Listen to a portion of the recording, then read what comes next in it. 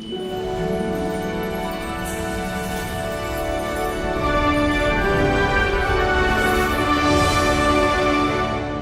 Nation Station, Manx Radio.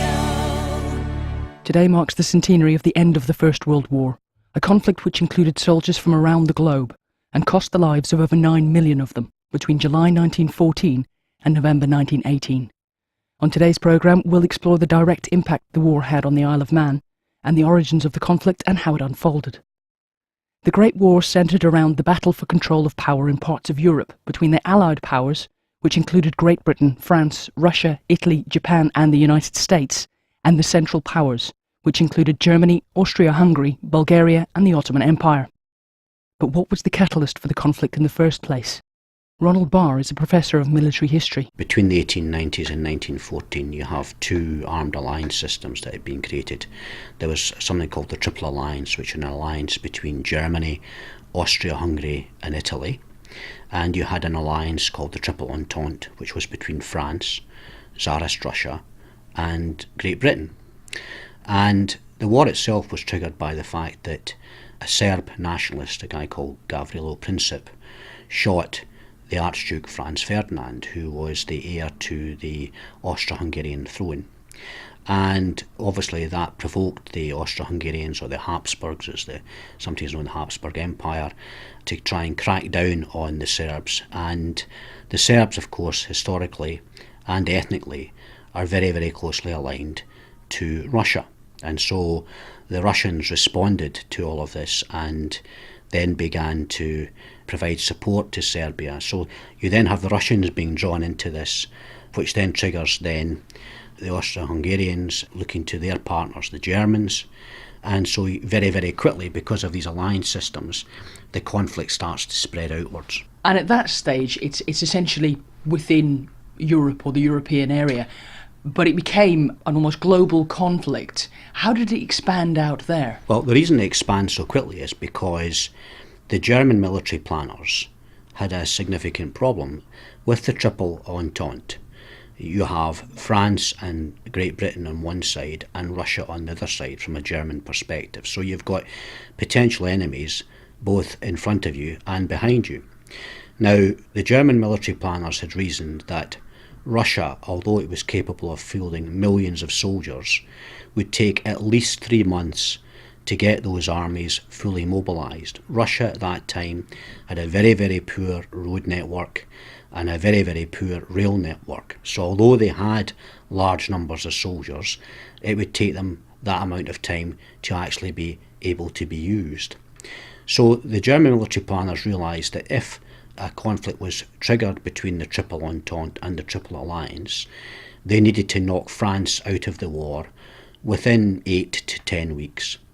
And so once this sequence of events starts, the Germans were almost compelled by their own military planning into launching this very, very dramatic assault called the Schlieffen Plan, named after the German general that had devised it, to try and destroy the French military before they had to face the Russian military in the east.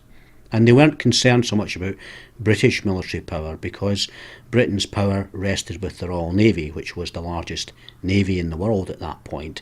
But Britain had a very small army, so the Germans felt that if they destroyed the French military, that Britain didn't pose the same threat to them in the west, and they could then deploy the bulk of their army to defeat Tsarist Russia. But plans to defeat or to take out France didn't quite go to plan. No, the German army failed in its attempt to knock out the French and got bogged down in Belgium and then also in northern France. And so that the whole plan to try and knock France out of the war stalled, and we had very quickly the introduction of trench warfare, and very quickly we had trench warfare all the way from the Swiss border to the Channel coast in the west. We quite often hear a tale of soldiers in the trenches. What was trench warfare essentially? Trench warfare was static warfare, and really comes about because of the evolution and development of the weaponry at the time.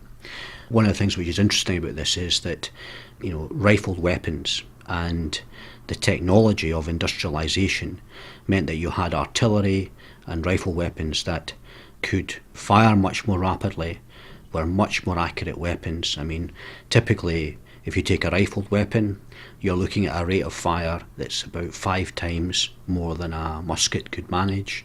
You're looking at weapons that can accurately kill and maim people at distances of 3, 4, 5 times muskets could. So you're actually extending the actual accuracy and range of fire by about 500%. And that creates this killing field where traditional tactics, which had not kept up with the evolution of weapons technology, allows the creation of this dreadful trench warfare where you essentially have a very static 4-year period where millions of armed soldiers are locked in this grim struggle. You have quite dramatic casualty rates and this war of attrition that took place for this period of time on the Western Front. And although there was conflict elsewhere in the Middle East and in Greece and indeed in Africa and elsewhere, the bulk of the fighting took place on the Western Front because that was the key strategic area where the war was going to be won or lost. And you mentioned that Britain had a strong navy at the time,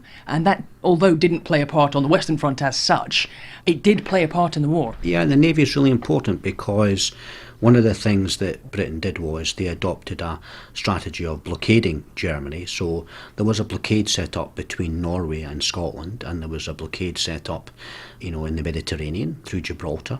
And this was designed to stop German and Austro-Hungarian and Italian trade in the early part of the war, primarily with North America, but also with South America and elsewhere, so that the resources that those parts of the world could provide in terms of food, in terms of nickel, tin, copper, all these kinds of resources that you need for the war effort, that they would be stopped. And the Royal Navy was positioned to stop that kind of trade. And so what happened was that the Germans increasingly found that it was impossible to trade with Africa, with India, with North and South America. And actually, as the war went on, the German population faced more and more stringent controls in terms of rationing, and ultimately by the autumn of 1918, just as the war was coming to an end, we was facing starvation. And you said that the conflict did expand out into essentially what was the British Empire, and there were allegiances throughout those regions. I mean, how many countries are we talking about being pulled into the war here? It's a global war in the sense that it involves a lot of the globe. Many of these countries at this time, of course, weren't independent. British Empire was at its zenith at this point, as was the French Empire. The vast bulk of Africa was controlled by European colonial powers, was controlled by the French and the British, the Belgians, the Portuguese, Spanish.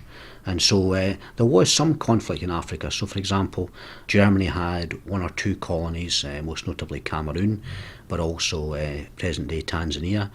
And so there were British colonial forces deployed to take those German colonies over. Obviously, because you have imperial troops, both in the French and in the British Army, you have lots of troops that come in from India, which of course was a British colony, as well as from Australasia and from Canada, and indeed from West Africa, and indeed from East Africa. And the French also had their own colonial troops from North Africa, places like Algeria and Tunisia, all of which were French colonies. So they were actually all bound in this conflict because they were governed by and controlled by either France or by Britain, or in some limited cases by Germany. And it did mean overall, as you mentioned before, troops from pretty much all over the world ending up fighting in Europe. Yes, you have a lot of troops fighting in Europe, and of course, arguably it helps define national identity. Anzac Day is very, very important in Australia. Lots of Australian troops and New Zealand troops died in the Great War. Obviously there was the ill-fated Gallipoli campaign where there was an attempt to try and, attack Germany and Austria-Hungary from a different angle through Turkey, and the sort of Gallipoli campaign which failed.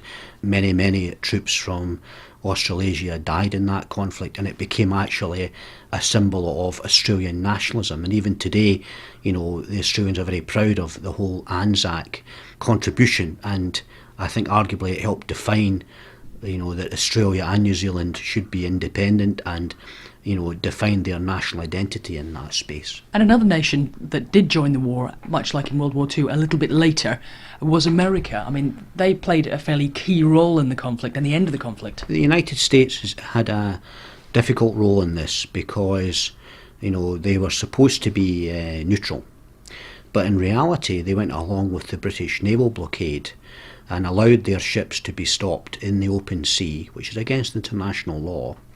And so their ships would then be diverted to British ports. So if you were somebody who owned ships in Boston or New York, and you were supposed to be sailing to Hamburg, the Royal Navy would intercept you and send your cargo and your ship to Southampton or Liverpool. So you still got paid, but your actual contract with the German government was broken.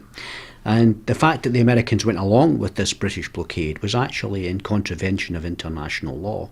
So the Germans didn't view that as a particularly neutral act. And there were, of course, incidents that then happened where the German submarine campaign, which was brought out to try and, in a sense, interfere with British and French commercial trade around the world, obviously led to such events as the sinking of the Lusitania in 1915, where you have a liner which had a lot of Americans on it that was torpedoed off the coast of Ireland, about a day's sailing out of Liverpool, and sank in rather dramatic fashion and with over 1,000 civilian fatalities. And so, there were those kinds of frictions that increasingly happened through the war. And ultimately, in 1917, the United States joined the war, and that was actually quite important because at that point Russia was looking to exit the war, so the United States' entry on the side of France and Britain acted as a counterweight to the fact that Tsarist Russia was actually about to leave the war. And how did the conflict unfold? I mean, we're talking about 4 years and 3 months of conflict that was initially expected to be a fairly short period of fighting, and it turned into this 4 years and 3 months of battle, basically. Well, it was broadly a war of attrition. Places like Verdun, there was the phraseology of "let's bleed France white," and the Somme as well, let's bleed Germany dry. So there was a very ruthless kind of view of, trying to, as I say, suck the sort of humanity out of these countries, and at the same time tighten the economic noose around them in terms of what money, resources, foodstuffs were available. The Germans tried to do it through a submarine campaign, which ultimately failed, by and large due to the implementation of convoys and other measures involving better submarine detection, which increasingly became more sophisticated in the latter half of the Great War.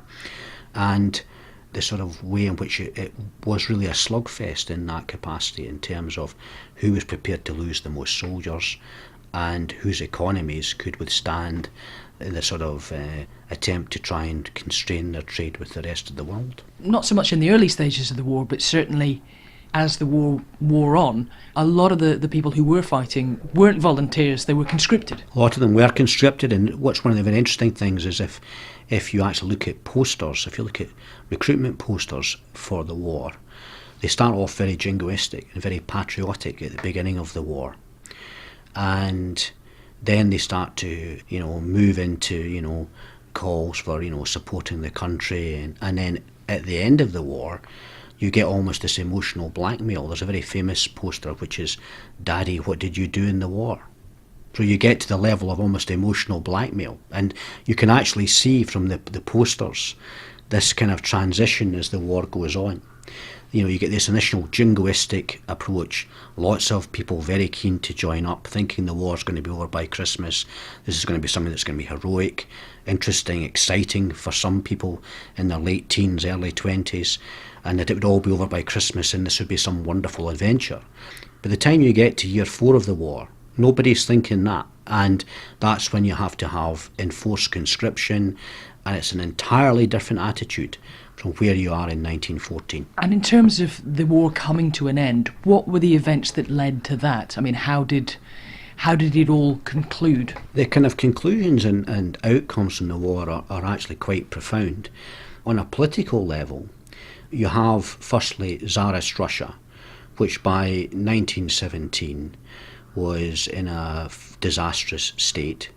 We have Lenin famously returning to Russia, offering the Russian people peace, bread and land. We have the overthrow of the Tsarist state in Russia.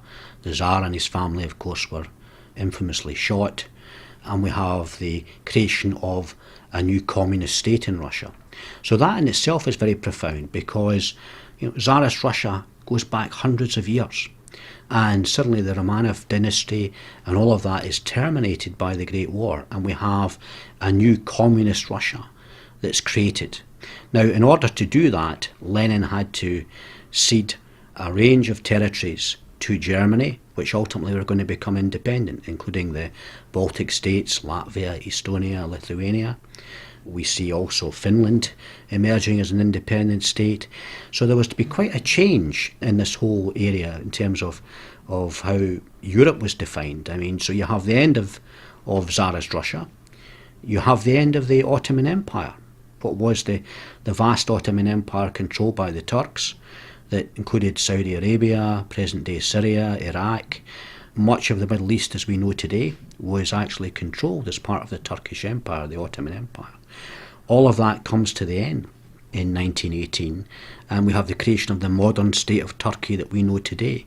But all of these other areas end up as independent Arab states, often initially coming under the control of either France or Britain immediately after World War I. And you have also the collapse of the Habsburg Empire in Central and Eastern Europe. This was the old Holy Roman Empire, managed through Vienna. And at the end of the war, you have the creation of what we now see today as the modern state of Austria, the modern state of Hungary. At that time, there was a new state called Yugoslavia created. There was a new state called Czechoslovakia created. A new state of Poland created. So, we have the termination of the Ottoman Empire, the Austro-Hungarian Empire, the end of the Romanov dynasty and the Russian Empire. And we have also the end of the German royal family. The Hohenzollerns were exiled to the Netherlands, and Germany ended up with a new republic called the Weimar Republic. So there were a lot of changes that came about in terms of the politics and international relations that came out of the end of this war. So it completely was remapped a lot of Europe in that area. Yeah, I redrew the whole map of Eastern and Central Europe and created all these new nation states. So that was one aspect of this.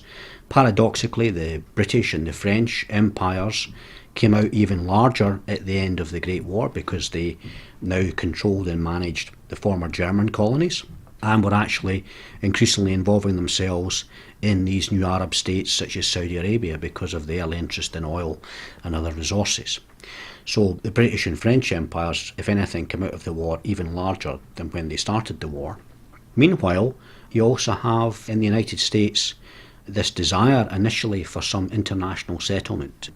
We have Woodrow Wilson, the then American president, who met with Lloyd George, the British Prime Minister, and Clemenceau, the French president, to try and create a post-war settlement. And much of that was fixed around trying to get an international structure so that you couldn't have this rapid descent into global war, which had happened in 1914. And they tried to set up something called the League of Nations. Now, Wilson sadly was ill during the negotiations and subsequently had a stroke, and we end up with something where the American elections in 1920 returned a very isolationist, Republican, right-wing president, Warren Harding, who wanted nothing to do with the League of Nations. And so we end up with the League of Nations being created in Geneva, but it's flawed almost from the start because the United States, having suggested the idea, didn't join. Communist Russia said it's a capitalist club and wouldn't join. And Germany, because they were regarded as a pariah state who'd caused all of this, rightly or wrongly, they weren't allowed to join until 1925. So you had three of the big powers were not actually initially involved, and in some cases were never going to be involved in the League of Nations. And that left that as a flawed answer to an important question, which is how do nation states manage the conflicts and tensions that they have without going to war? And obviously we have a kind of Mark II version of the League of Nations, which emerges after World War II, which is of course the United Nations. To go back to the armistice itself, what was the catalyst for that? We know that there'd been an awful lot of loss of life. What triggered that agreement being signed? Well, with the fact that Russia had come out of the war, the Germans were able to transfer over 200 divisions. There's about between 10 and 14,000 soldiers in a division, quickly from the Eastern Front to the Western Front. They launched a very important spring offensive in the spring of 1918, which almost broke through and almost managed to take Paris. But by that point, American troops were starting to flow into Europe, and they acted as this counterweight to the withdrawal of Russian troops. Now, the Germans, of course, have been fighting for more than 4 years. Their troops are increasingly exhausted. They are suffering from the economic blockade that has been put in place in terms of the resources that they have. And with this fresh injection of American resource in terms of military resource, money, equipment, but most importantly, troops, that acted as a counterweight, first to stop the German spring offensive, and then allowed the Allies to go on the offensive through the summer and into the autumn of 1918. And the Germans were progressively driven back, and for the first time on the Western Front we see significant chunks of territory start to be lost. And there was the introduction of tanks. Tanks had started to appear midpoint of the Great War, increasingly became more mechanically reliable, were used at Arras in 1917, Cambrai, various other battles. And this again also helped to break the trench lines, and with the additional forces available, the Germans were steadily pushed back towards their own border by November of 1918, and therefore then they sued for an armistice, and that was concluded in the rail car. They brought out the same rail car that they'd used in the Franco-Prussian War of 1870 when the Prussians had beaten the French. So somebody had kept it, so it was brought back out again, so that the Germans now had to sign their armistice in the same rail car, and that then was used then to obviously end the war. And there then followed a series of measures that were put in place to limit German power. The German army was limited to 100,000 soldiers.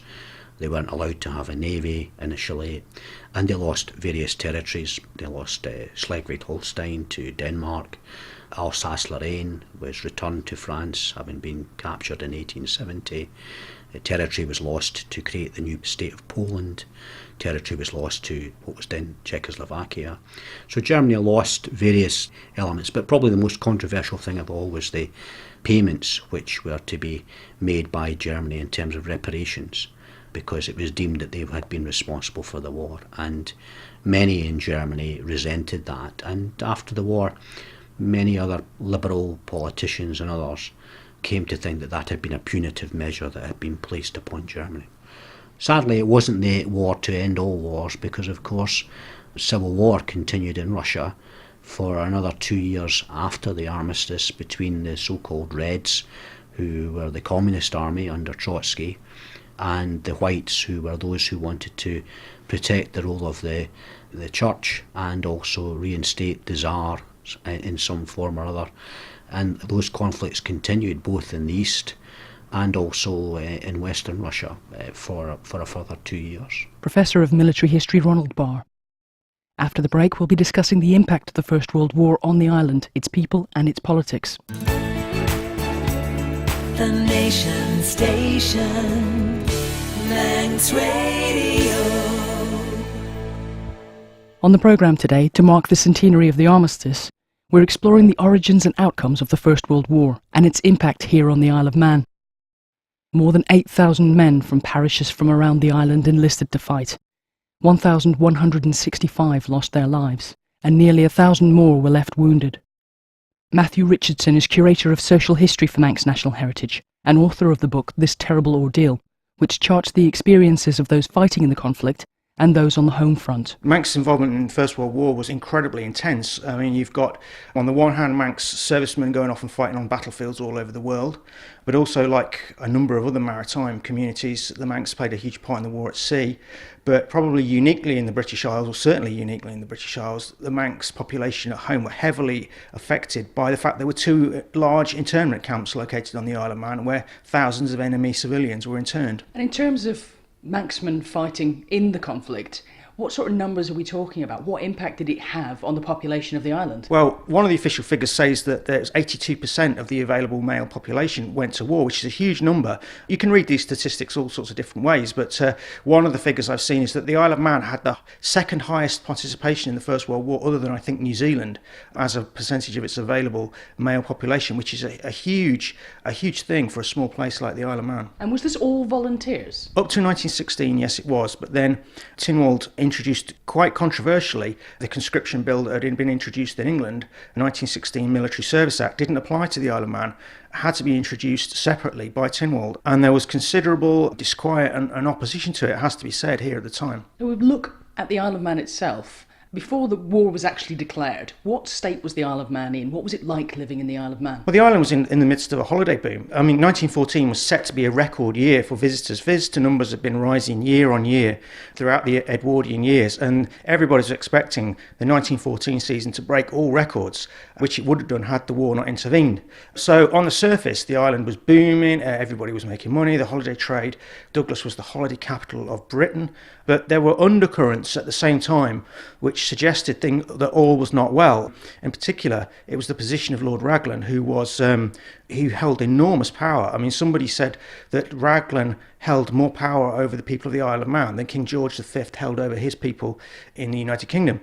Such was his constitutional position. You know, he sat in Tynwald, he had veto over legislation, and there'd been rumblings over this prior to the First World War, but it hadn't come to a head as it would do once the pressure of war really started to be felt. And did things change overnight when war was declared? I mean, or was it a more gradual change here in the Isle of Man? How did life change for people here? It was pretty quick. I mean, the first signs of war were actually before the official declaration, when the Manx naval reservists were called up. So that 50 or so men, because quite a number of Manx fishermen were naval reservists, and as the war clouds gathered, these people were called up and were sent off to England right at the start of August. So the warning signs were there right from the word go, and very quickly, once war was declared, the holiday trade came to a very, very abrupt halt. And straight away, financial hardship began to be felt, very early in the first months. Because that was the mainstay of a lot of people's income. Absolutely. Something like 80 or 90% of the population depended on what they made in the summer to see them through the winter. So suddenly, when you take this big chunk of income away, people are going to start to suffer. And often it was the people on the sort of margin, the lower edges of society, people on fixed incomes, that really, didn't have the financial leeway to absorb any sort of hit like this, that began to suffer the most. And what did it mean for resources on the island? We know in other places things would be seized by the government and used for the war effort. Was there any of that here? There's a certain amount of requisitioning of horses for the army, but the food economy was relatively uncontrolled here, certainly in relation to, say, what was going on in England. And, Manx rationing was introduced very late in the First World War. The Manx people were fortunate in that they had a food infrastructure that was geared up to large numbers of people coming over during the summer holidays. So they were quite well resourced from their own farms, and their own countryside. Having said that, the internment camps had a huge impact, and there's certainly a case by 1918 that they're having an impact on the potato crop, because the food for the internment camps was bought on the open market in the Isle of Man. So they were pushing up the price of food for local people. So again, this was adding to the hardship being felt by people at the lowest rungs in society. Now, you mentioned the internment camps. The types of people that ended up in the internment camps, I mean, they were from not just Germany, they were from a variety of countries. Yeah, all the enemy countries were represented in the internment camps. So that's Germans, and there's a wide range of people from across Eastern European countries, which at that time were part of the Austro-Hungarian Empire. So people that would now be considered Czechs and Poles and people like that were also interned. Of course, there were quite a number of citizens of the Ottoman Empire, which at that time, of course, stretched right round into what is now Israel, Palestine, that area. So there were quite a number of Muslims and quite a number of Jews that were citizens of the Ottoman Empire that ended up in the various camps. And why was the Isle of Man chosen for the internment camps? Was it a strategic location, or was it just because it was out of the way? It was a mixture of both. First of all, it was sufficiently out of the way to make it difficult for people to get away from, and a useful place to corral people, but also it had the infrastructure in place. It was used to dealing with large numbers of people coming in each year, and you had a ready-made facility in the terms of the Cunningham's holiday camp, which had just finished the summer season. So you had all these tents set up. Of course, don't forget, people thought this was all going to be over by Christmas. So the first internees arrived in September 1914, a tented camp is felt to be ideal because, after all, they're only going to be here for perhaps 2 or 3 months, and then it'll blow over and we'll send them all home again. So the tents were not deemed to be a problem initially, and you're also dealing with relatively small numbers to start with, because the first people that were interned were German army reservists who were trying to get back to Germany, that were arrested at British ports as they tried to board a boat back to Germany to rejoin their regiments. So it was the ones that were felt to be militarily a threat that were the first to be arrested. So you're only dealing in the initial stages with a couple of thousand people. So Cunningham's camp was felt to be easily able to accommodate them, and the Isle of Man sufficiently far away to be able to keep them, nice and safe. But we know now that it didn't last for a couple of months, and the number of people expanded quite drastically. I mean, what did the Isle of Man end up with here? Well, of course, the numbers kept on growing, and as the war went on with incidents like the Lusitania, of course, there was a lot more anti-German feeling, and it's partly for their own safety that German citizens in Britain were interned, and the numbers grew and grew. After the riot at Douglas Camp in November 1914 over the conditions there, people had already realised this tented camp was not big enough and they were going to need something bigger. So by 1915 you've got the establishment of Nakalo near Peel, and that grows and grows and grows into eventually 5 camps under one heading, and at its height it's accommodated something like 26,000 Germans, Austrians and Turkish males. So it's a vast undertaking, has its own railway line to supply it. It's a huge hutted city. And what were conditions like in the camp once they'd expanded and built the new camp? There seems to be, reading about it, almost communities within the camps. People had to find their own method of surviving. You're in this prison camp, you don't know how long you're going to be there, you don't know how long the war's going to last. You've committed no crime, but you're still been deprived of your liberty, and one thing you have on your hands is large amounts of time to think about your predicament, which of course leads to a lot of psychological problems. So the inmates themselves took steps to provide classes on language, on skills like engineering.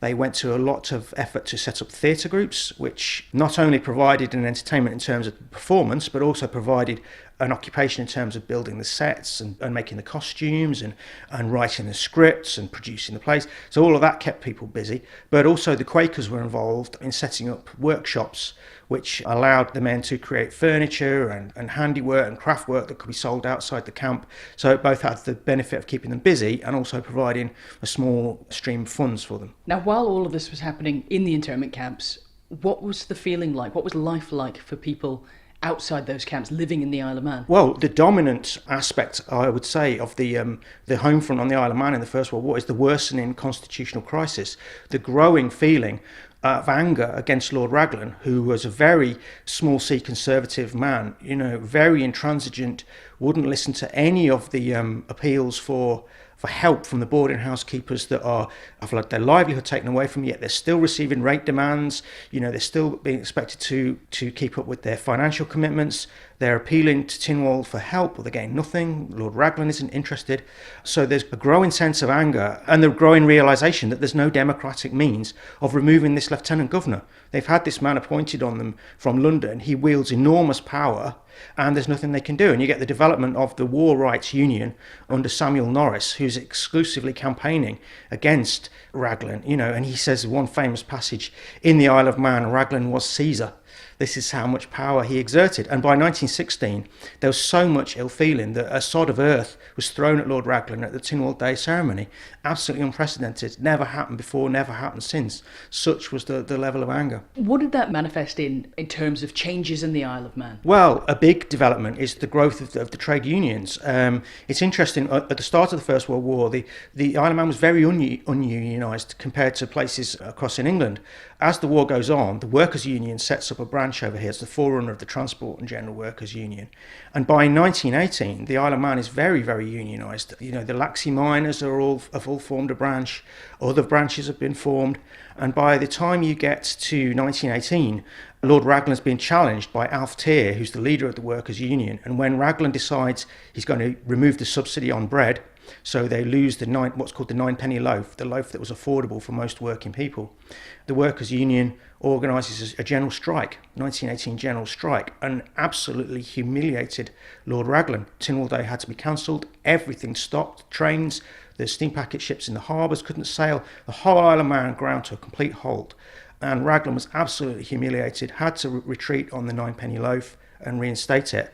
And it was said after that Alf Tyr was the most powerful man in the Isle of Man by 1918. So you've gone from a situation where you've got this very autocratic, dictatorial lieutenant governor, but by the end of the war, it's the Union leader that holds all the power. So it really shows the political journey that the Isle of Man was on during those 4 years. And how much legislative change was there? Well, quite interestingly, at the first election after the First World War, it's not people that have gained military honours that get elected to Tynwald. It's the people that have been on the barricades on the Homefront, the people like Alf Tyr that have led the campaigns against Raglan during the war that get returned to Tynwald. And there's a lot of social legislation that gets passed after the First World War. But interestingly, they start to make changes to the rule, the power of the Lieutenant Governor, and it's part of that long process to where we've ended up today, where the Lieutenant Governor is basically a figurehead. He exercises no authority at all. And you can see the first steps in that process acted immediately after the First World War,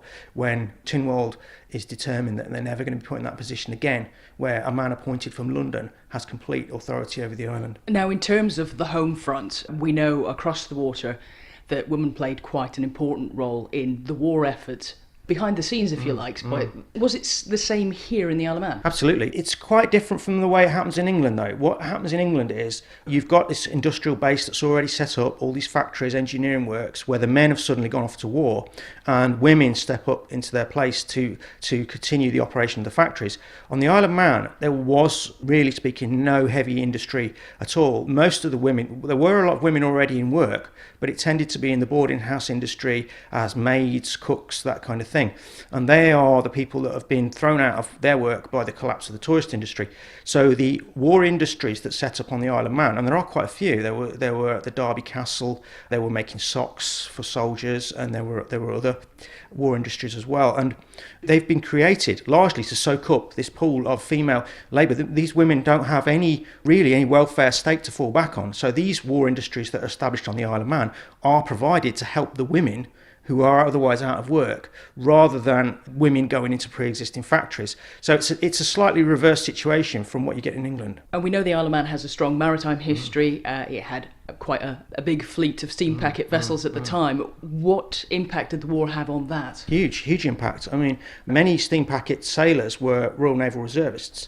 So they were already effectively in the Royal Navy when the war started, but quite a number of the steam packet ships were requisitioned into service in various capacities with the Royal Navy and suffered some losses, it has to be said. I mean, there's some very famous incidents. The Ramsay, which was stopping contraband in the North Sea, she was searching enemy ships. She was attacked by a German ship and sunk, with the loss of quite a number of Manx lives.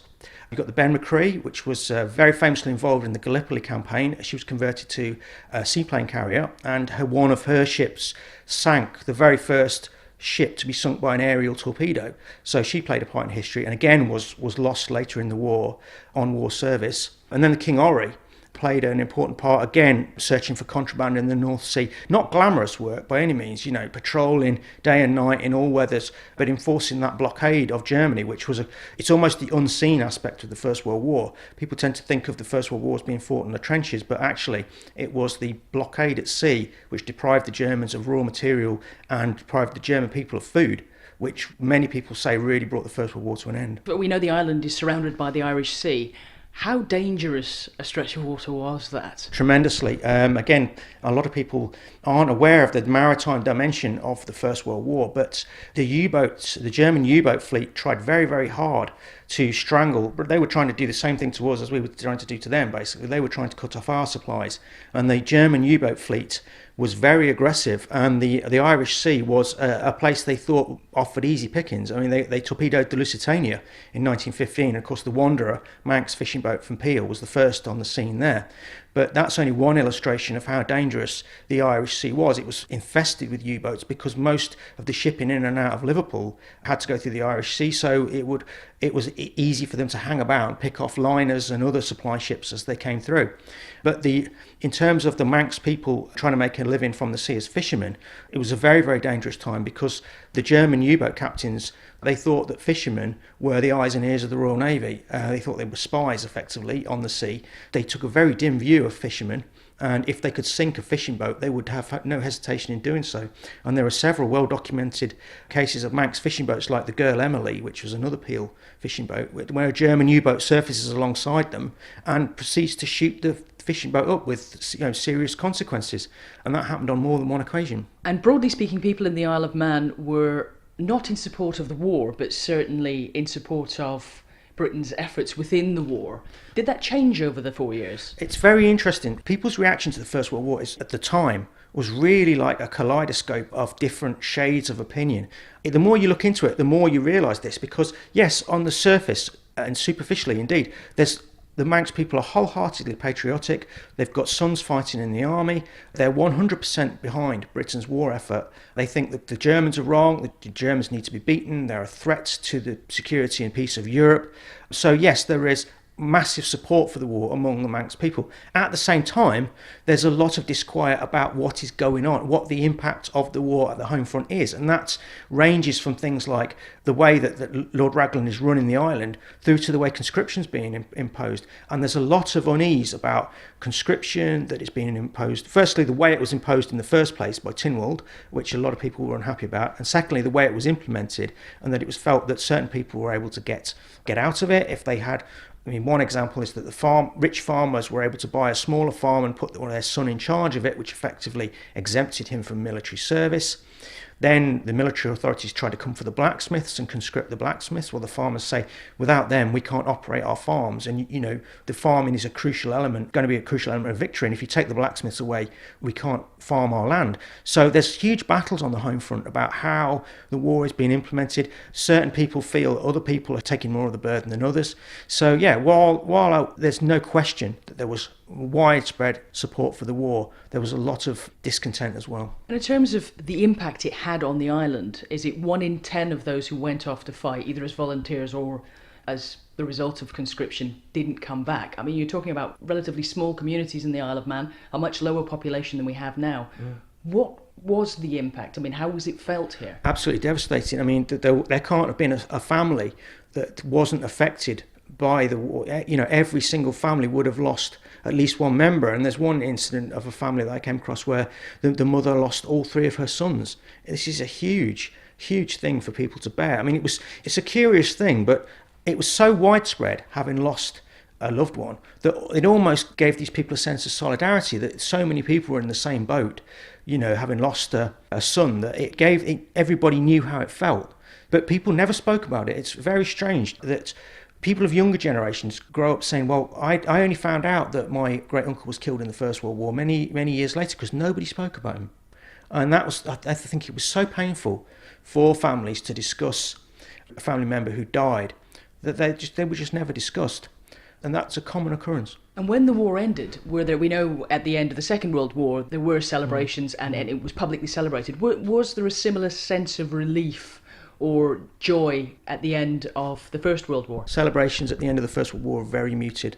Everybody says this, the feeling was that the price of victory had been so high that nobody really felt like going out in the streets and cheering and dancing. And, although there was some flags and bunting put up on Strand Street, the newspapers report that there was a very, very muted sense, that this was not really a cause for celebration. And too many families, I think one of the newspapers says there are too many shuttered windows, too many houses have the black shutters down for them to really celebrate. And that's probably what contrasts with this. We're used to seeing these scenes at the end of the Second World War where everybody's dancing in Trafalgar Square. It wasn't like that at the end of the First World War. And it was meant to be the war to end all wars. Why didn't it work? It's interesting that schools teach the Second World War but don't always teach the First World War, and you have to have understood the First World War to understand the Second World War, because if we're talking in terms of world wars, then the 2 world wars are 2 halves of the same event. The Second World War is largely comes about because the First World War ended without really having resolved a lot. It ended in an armistice rather than the total surrender of Germany, although the Treaty of Versailles was very harsh. It was harsh enough to make the Germans disgruntled, but not severe enough to prevent them ever going to war again. So the reason it didn't end, it wasn't the war to end wars, because it was very inconclusive. Left a lot of loose ends untied. German territorial ambitions towards the east were still, still a key part of their Second World War ambitions.